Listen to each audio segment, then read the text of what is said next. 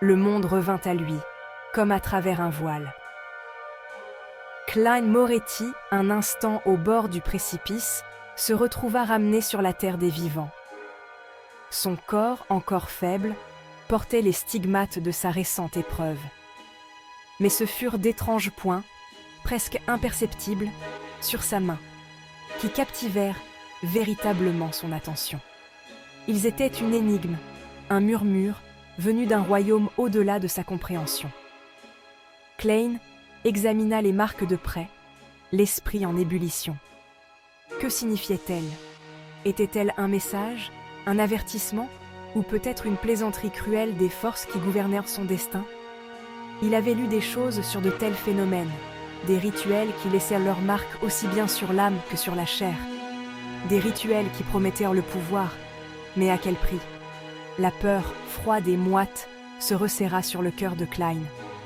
L'inconnu avait toujours exercé sur lui une certaine fascination, un chant de sirène qui murmurait des promesses de savoir interdit et de vérités cachées.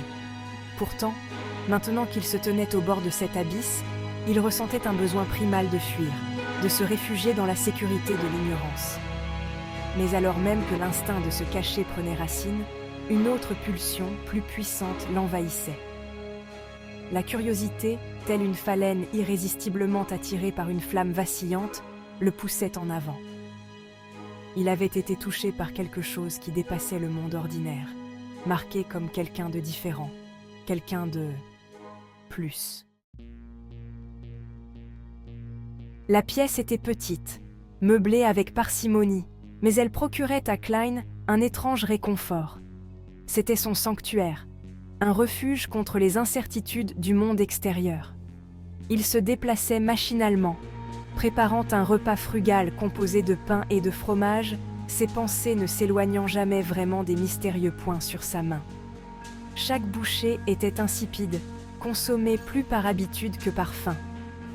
Comment pouvait-il penser à des choses aussi banales, alors que le tissu même de sa réalité semblait se désagréger sous ses yeux?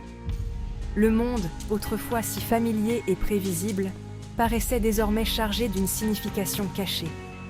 Klein ferma les yeux, inspirant profondément pour se calmer. La peur, réalisa-t-il, était une prison, une barrière qui l'empêchait d'embrasser la vérité. Il avait été choisi, distingué pour une raison qu'il ne pouvait pas encore comprendre. Et tandis que le chemin qui s'ouvrait à lui promettait d'être semé d'embûches, il offrait également un aperçu alléchant de quelque chose de plus grand. Il ne se terrerait pas dans l'ombre. Il ne serait pas prisonnier de sa propre peur. Il affronterait l'inconnu à bras-le-corps, armé de son intelligence et de sa détermination sans faille à devenir un Beyonder, un maître des arts mystiques. Le regard de Klein se posa sur un carnet usé relié de cuir qui reposait sur son bureau. C'était une relique d'un autre temps, remplie de l'écriture griffonnée de son homonyme, le Klein Moretti originel. Alors qu'il ouvrait les pages jaunies, une odeur de moisi flottait dans l'air, portant avec elle le poids des années oubliées. Le carnet, il le savait, détenait la clé pour percer le mystère de sa propre existence. C'était la chronique de la descente aux enfers du Klein originel, un voyage qui avait culminé dans un suicide tragique et inexpliqué. Alors qu'il déchiffrait soigneusement l'encre passée, Klein fut transporté dans le temps jusqu'à la 4e époque, une ère nimbée de mystères et imprégnée des légendes des Beyonders. Les mots dansaient sous ses yeux, un mélange vertigineux de références historiques et de déclarations cryptiques.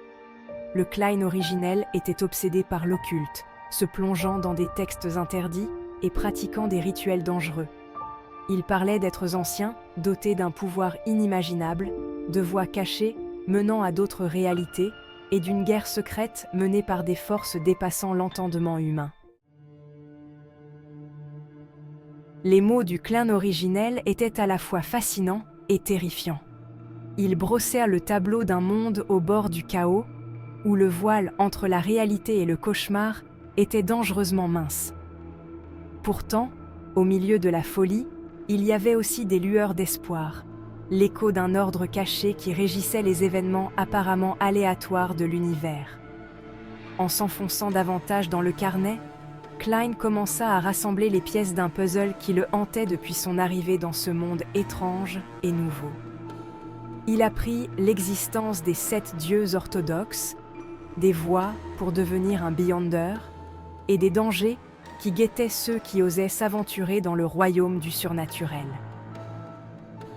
Le carnet était bien plus qu'un simple artefact historique. C'était une feuille de route, un guide pour naviguer dans les eaux troubles de l'occulte. Et tandis que Klein poursuivait sa lecture, il ressentit un sentiment croissant de raison d'être, la conviction qu'il était destiné à suivre les traces de son homonyme, à percer les mystères qui avaient conduit le Klein originel à sa perte.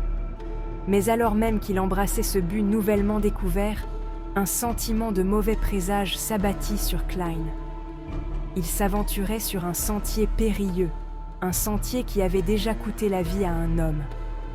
La connaissance qu'il recherchait n'était pas destinée aux yeux des mortels, et les forces auxquelles il s'attaquait dépassaient sa compréhension.